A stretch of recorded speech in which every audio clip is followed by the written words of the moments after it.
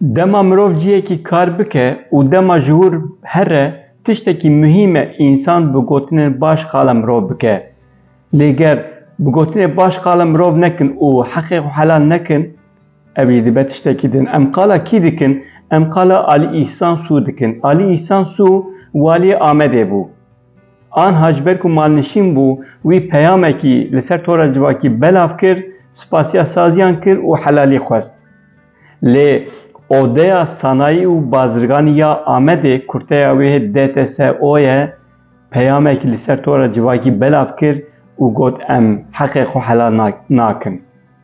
DTSOyê di 11 xalan de çima helal nakin vegot.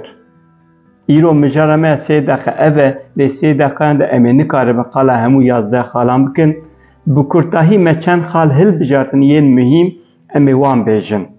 DTSO dibêje bi waliyê berê we ra me li hev kiribû sîteyên piçûk ên sanayî yên 1, 2 û 3 bibin derveyî bajar lê we nehêşt bi kêfî hûn dij derketin. Xalekî muhîm e. DTSO dibêje di sala 2021 de bi kedekî mezin tapoyên herêma organîze ya sanayî ya Qerejdağê girtibûn. Lê we yani Alî İhsan Sû pêşî li belavkirina van ersayan girtiye û bi vê yekê jî nehatiye karsaz ji derveyî bajêr ji bajarên din werin li Amedê û razemenî bikin. Meseleyekî din jî tramvay e. DTSO dibêje tramvaya Amedê heba û wê trafîka Amedê hê rihettir ba.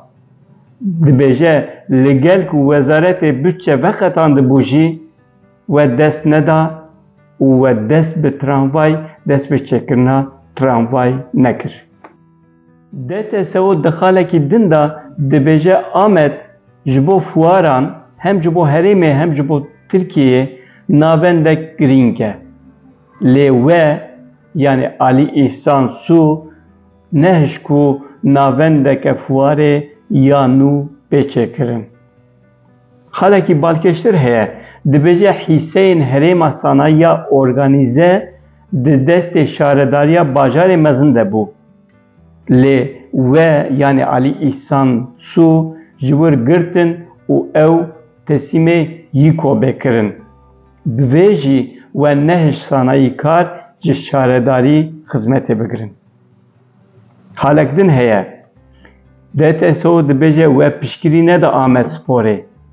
Jê wê de tir piştgiriya ku şaredarî dida tîma astengbar a Amedsporê we ew jî birî. Waliyê Amedê Alî İhsan Sû ev 2 sal bûn li Amedê bû, di heman demê de kayyûm bû. Tenê me 5 xal hilbijartin ji nav 11 xalên ku DTSOyê belavkirine ji ber ku dema me tune ye. Tenê ev 5 xal jî têrê dike Amedî bi çi çavê li Alî İhsan Sû mêze bikin.